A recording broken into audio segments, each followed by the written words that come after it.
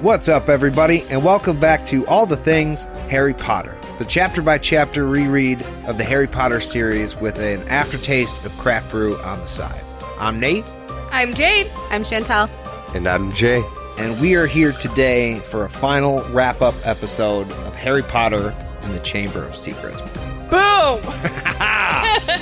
First try. Yeah. Live. That was a record. Natural first question. What's your guys' favorite part of the movie or the book? I would say for me, the introduction to Dobby. The first scenes where you see Dobby? Just the introduction to the character in general. Oh, okay. Yeah. Okay.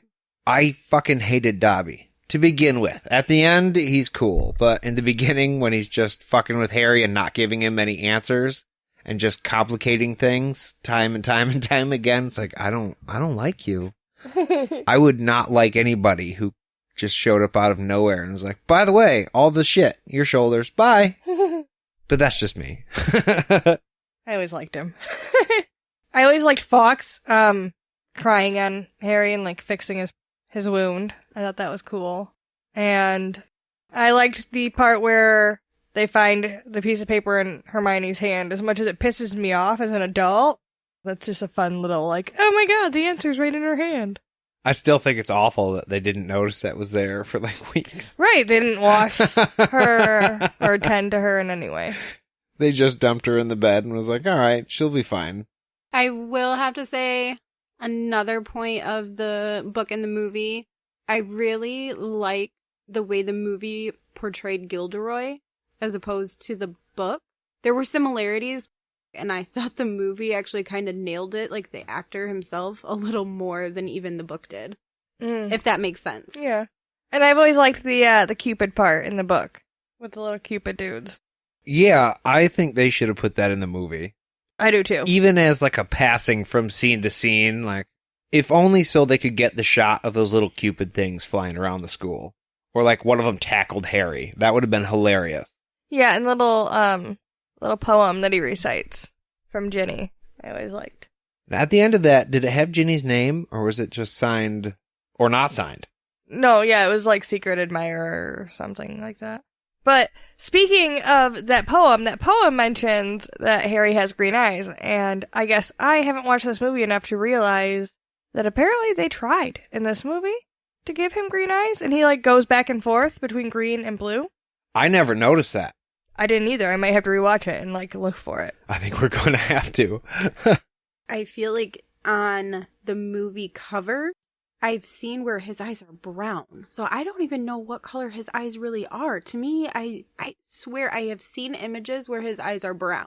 Well, Daniel Radcliffe's eyes are blue, so Yeah. that would be weird. Yeah, so it is weird. Yeah. It was Snape. Well, his mom's eyes are brown? No. No, he has his mother's green eyes. In the books, not in the Yeah, movies. well, no. But apparently, yes, he does in the movies for a hot second. At least they tried. I know in the first movie, they were blue. Yeah. And it was annoying. Yeah. And, I mean, it's a small enough detail where we just watched it and we didn't pick up on that. Apparently there's a lot of shit. I was going to try and list off some of the continuity errors or, like, mistakes in the movie, and I'm not going to do that. Because this movie apparently has a lot of them. You can see, like, crew members in a lot of scenes. And little shit like that. Continuity errors, like the eyes being different colors. It's just a hot mess of a movie. Hermione doesn't have her big teeth. No. Not even a little bit. They completely abandoned it. Yeah, they were like, no, that's too hard for her to work with. Yeah, and a note to all, don't watch on 4K TV because the ending, CGI, not so great when No. you're watching it that way. A little outdated now. Yeah, a little bit. This movie, by the way, is the longest movie of all of the movies, which is crazy to me. Yeah. We talked about it in the movie episode that it was like crazy long, but I assumed that the rest of the movies were also that crazy long, but they're not. They're all shorter than this masterpiece. It's not the longest book, so I don't know how they let it go so long. Right. I think it probably had to do with the fact that it was the second movie in the series. The first one did so well that they were like, okay, we're going to go big for the second one and grab everybody else who didn't fall on the Harry Potter train, on the Hogwarts Express, I guess I should say, the first time. And they did, but then the books got longer. And so they had to start changing things and cutting more and more things for time, which is done a lot. But they add random things. Like, okay, this is a thing that they added that we forgot to mention during the movie episode. There's a tiny little moment when, like, panning between scenes that we see Nicholas, Sir Nick, like, gliding through the hallway, and he's passing Percy, and he goes, "Hi, Percy. Hi, Miss Clearwater," because they're taking off during dinner together. But the movie totally doesn't mention that bitch at all for the rest of the thing. Yeah, it skips over that scene entirely. And I think that's towards the beginning, too, where it mentions it. So you don't think about it again. Right.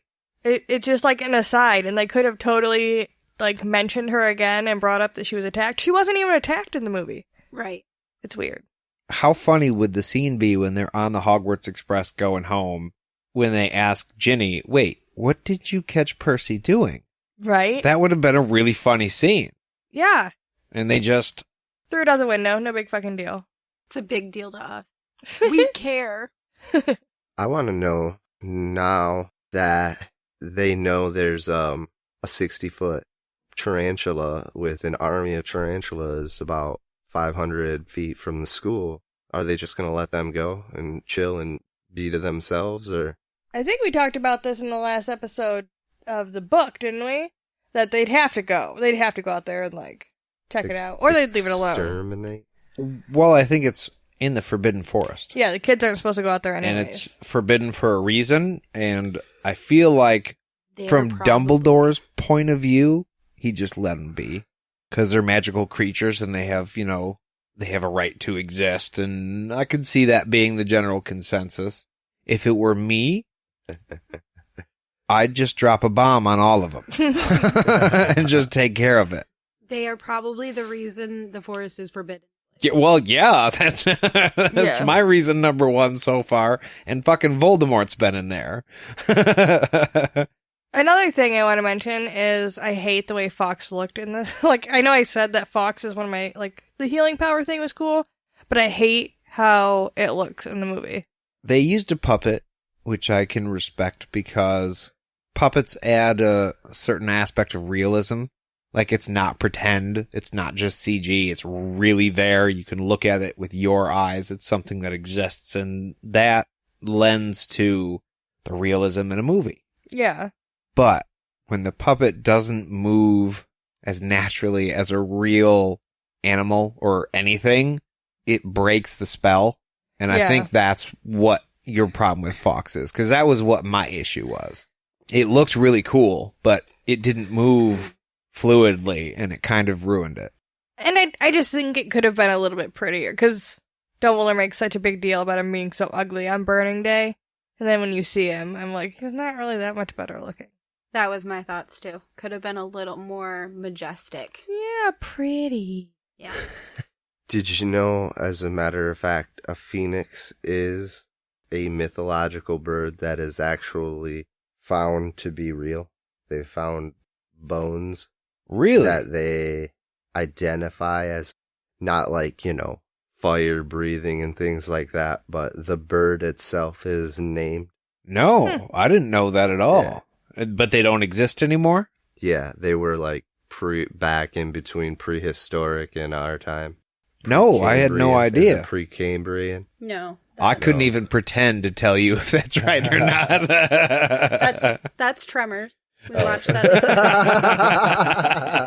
It sounded good to me in your I was defense. from Harry Potter to Tremors. I was right like, there. Precambrian, sure, yeah, totally. Very fancy. Makes sense. Could be a thing. But no, I didn't know that. That's really cool. Another cool thing now that you were talking about Fox. I don't know if I mentioned it the last time that I made it to the podcast. Unfortunately, I haven't been here for a few. My son, CJ, my 8-year-old twin, he sat down in his room for about 4 hours and made a Fox okay, out of Legos that could spread its wings, okay, had wings, spread its wings, had a beak, all of that, a tail. And then he's like, Dad, check this out. You gotta see this. I made this from Harry Potter. And then watch this. And now it's a transformer. And it's got arms and hands and a head and 2 legs. A total transformer. He completely made it out of just sitting there putting crap together out of his billion Legos that we have there. You guys should get that Lego Harry Potter video game. I bet he'd lose his shit over that. It's a lot of fun. I lose my shit over it. Yeah. We had it. Oh. Uh-oh. I don't like that answer. Uh-oh. We had it when the boys were kind of young, so they're boys. Mm-hmm. And Enough said. yeah. I'm tired of playing this video game. Let's play baseball with it. Yep. Or it's really like, let's skate on the floor with them. Well, actually, this kind of ties in to our very first episode ever. I've read the books through one time, and I've watched the movies one time, and that's the limit of my knowledge. That's why some of the finer details escape me. But we said we both enjoyed reading the books more than watching the movies because our kids had destroyed the movies. Oh, that yeah. was true. Yeah. The set that we just watched this movie on is a brand new set that they have never touched. No glitches. And it gets put up. Right. They are perfectly clean. And I typically buy digital, so that we even have DVDs in the house is beyond me, but I'm glad we have them. And they are still in pristine condition. I got them as a Christmas present. That's how they got here. Perfect. Yeah. Are they extended cut? They have the theatrical cut, but you can get the extended cut. Like, it's an option in the menus, I believe. Yeah, there's also the special features and shit on there. We have the DVDs. Some of them not so great, but they're just like the theatrical version. And so we have them, but majority of the time we end up watching them on whatever cable channel is playing them because they'll play the extended cut. And I didn't realize until seeing them that there are some scenes that actually go along with the books a lot more than what the theatrical versions did. And I got like really excited and was like, did I miss this? Did I never see this? Where did this come from? Yeah, actually, Aaron mentioned that because in the movie that we just watched the theatrical version when he was over, and it didn't have the scene with Malfoy in it at Borgin and Burke's. Yeah. And so he was like, no, I know that. I've seen that. I know it's in there. We didn't watch it, though. That's weird. And we figured out it was because he's watched the extended version before, and so he didn't realize it was different. Yeah. Maybe we'll have to make sure we watch the extended version for when we do the movie night for Prisoner of Azkaban. Oh, I'm so excited to get into that book. Yep, that's the next one. And it's got one of my favorite characters in it. Yes. I have his wand, after all. Oh. He's a big dog. How could you not love him? That's why he's awesome. Especially, it starts in book 3 to pick up. Right. And I feel as a writer that she really tied that into like the age of the reader. And as they're getting older, so did the content. I definitely think that like Sorcerer's Stone is geared towards an 11-year-old kid. And that once you finally get to Deathly Hallows, it's like, it's much more dramatic and serious. Yeah. To where then at that point, you're going to be 18 years old finishing the series and like dealing with life stuff. Yeah. At least you would have been if you were reading them as they were coming out. Right. Well, yeah, as they were coming out. But I mean, I like that about that. Yeah. And I mean, we can dive deeper too on like Pottermore and shit now than we could have then. And like, I don't know, there's a lot more shit geared towards adults now too. That'll make that stuff even cooler. Especially badass podcasts where the hosts hang out and have a drink and just talk about it like adults fucking do. Yeah, and they say fuck. Don't we know the name of that? I can't remember right now. No. I'll figure it out. But but I think that does it for this episode, guys. Thank you for coming over and being a part of it. We know. Cheers. I can't reach you. Yeah, Jade'll we got get this awesome new set.